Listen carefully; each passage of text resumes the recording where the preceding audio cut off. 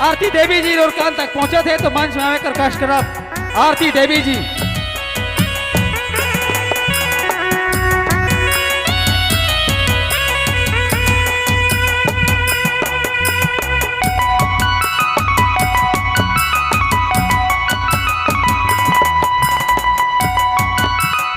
और हमरे कर नौजुवक भाई मन से रिक्वेस्ट है थोड़ा सा पीछे भेजो, बाया साइड से थोड़ा सा पीछे हो जाओ, थोड़ा सा पीछे हो जाओ, विलंब नहीं करब। राजू जी अगर मोर आवाज और कान तक पहुंचे थे मादर बादक मंच में कर कष्ट करब राजू जी।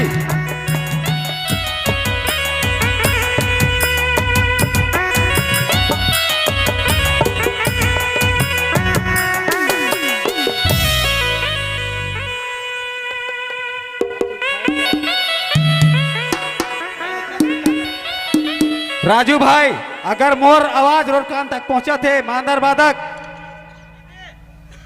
विलंब ना करूं, मंच में आकर कष्ट करूं।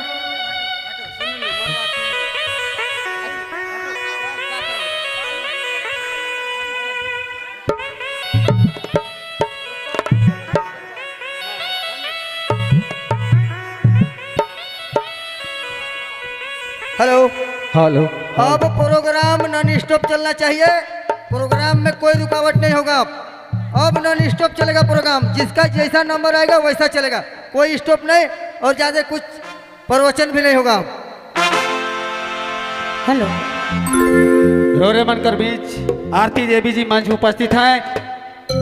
हमरे कर फिर से ठेठ कर समुद्र में डुबकी नहाए के लिए जाता है। एक बार जोरदार ताली मार दो आरती देवी जी ने। बहुत बहुत धन्यवाद हमरा कर दर्शक बंधु मन के। Hello hello.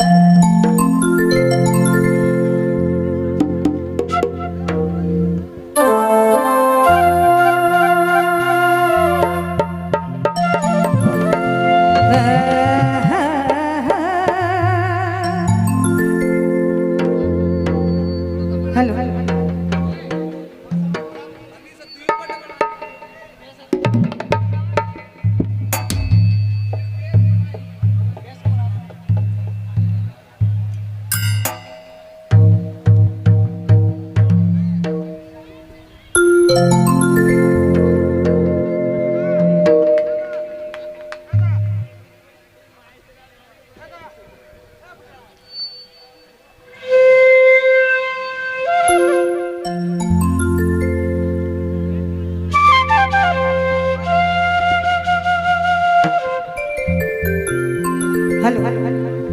Hello hello.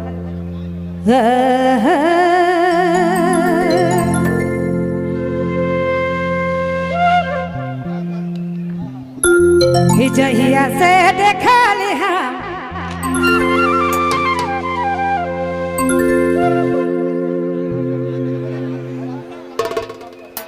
जहिया से देखा लिहा दिल में सामल रे मन में सामल